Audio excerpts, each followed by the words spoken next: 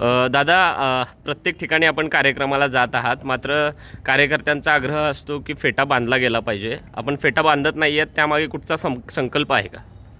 काल या ठिकाणी मोहोळ तालुक्यातील कार्यकर्त्यांनी त्यांच्या भावना व्यक्त केल्या आणि त्यांच्यासमोर बोलत असताना आदरणीय मराठा समाजातील सर्व कार्यकर्त्यांनी मला प्रश्न काही विचारले, त्यांचं उत्तर मी दिलं.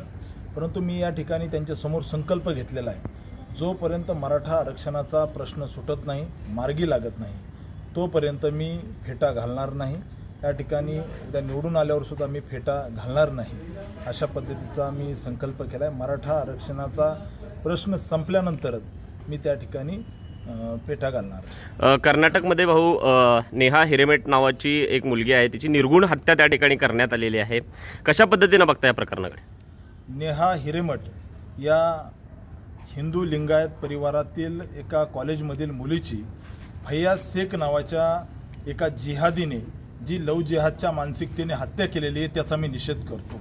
या ठिकाणी एका सामान्य मुलीला अशा पद्धतीने लव जिहादसाठी तिची खुलेआम हत्या करणं, चाकूने भोसकून हत्या करणं, हे या ठिकाणी हिंदू समाजामध्ये, हिंदू लिंगायत समाजामध्ये प्रचंड आक्रोश आहे.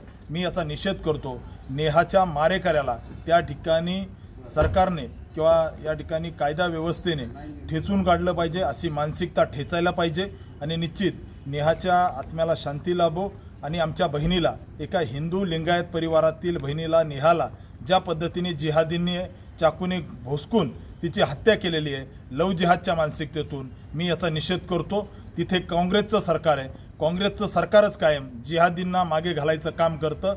या असणाऱ्या फैयाज शेखला, जो नेहाचा मारेकरी आहे, त्याला तात्काळ त्या ठिकाणी शासन झालं पाहिजे, फाशीवर लटकवलं पाहिजे, ही मी मागणी करतो. या ठिकाणी MIMनं उमेदवार दिलेला नाही आहे, कशा पद्धतीनं बघता? कारण मागच्या काही दिवसापासून चर्चा सुरू होती की MIM उमेदवार देणार, मात्र उमेदवार देणार नाही, अशा पद्धतीची भूमिका MIMनं घेतलेली आहे.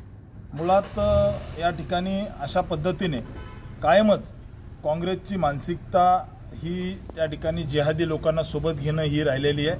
आणि MIMने ज्या पद्धतीने इथं उमेदवार दिला नाही, इथं फतवे निघायला लागलेत, मशिदीमधून फतवे निघायला लागलेले आहेत की काँग्रेसला पाठिंबा द्या. त्या ठिकाणी MIMला फतवेचं पालन करण्यास सांगितलेलं आहे. त्यामुळे निश्चित या ठिकाणी इथली जनता जाणते, इथला हिंदू सगळं जाणतो. त्यामुळे ह्या फतव्यांच्या विरोधात इथला समाज सगळा एक होईल आणि मोदीजींच्या मागे उभा राहील. मोदीजींना पाडण्यासाठी या ठिकाणी सोलापूरमध्ये मशिदीतून फतवे निघायला लागलेत, मी याचा निषेध करतो. आणि पूजनीय डॉक्टर बाबासाहेब आंबेडकरांचं संविधान खऱ्या अर्थानं वाचवण्यासाठी आपण मोदीजींच्या मागे उभं राहावं. हे अशा पद्धतीने जे फतवे काढून संविधानाला जे खुलं आव्हान देण्याचं काम हे काँग्रेसचे लोक करतायत. मशिदीमधून फतवे निघतायत मोदीजींना हरवण्यासाठी. या सोलापूरमध्ये त्या ठिकाणी वेगवेगळे लोक फिरतायत, याचा मी निषेध करतो. मौलवी फिरतायत की मोदीजींना हरवायचे म्हणून फतवे निघायला लागलेत. वेगवेगळे उर्दूचे पत्रक घराघरात जायला लागलेत. त्यामुळे मी या सगळ्या गोष्टीचा निषेध करतो. अक्कलकोटमध्ये अतिवृष्टी झालेली आहे आणि काही भागामध्ये दक्षिणच्या देखील अतिवृष्टी झालेली आहे, काय मागणी असणार आहे? अक्कलकोटमध्ये जे अवकाळी पाऊस झालाय, मी सरकारला, प्रशासनाला विनंती करतो, तात्काळ पंचनामे करून अक्कलकोटमध्ये जे नुकसान झालंय किंवा दक्षिणमध्ये जे काही नुकसान झालंय अवकाळी पावसाने, या ठिकाणी निवडणुकीचा विचार न करता ज्यांचं कोणी नुकसान झालेलं आहे अशा शेतकऱ्यांना तात्काळ नुकसान भरपाई दिली पाहिजे. त्यांना त्या ठिकाणी तात्काळ ज्या काही सुविधा आहेत त्या दिल्या पाहिजे. सरकारने या विषयामध्ये लवकर पंचनामे करून पटकन या ठिकाणी शेतकऱ्यांना नुकसान भरपाई दिली पाहिजे.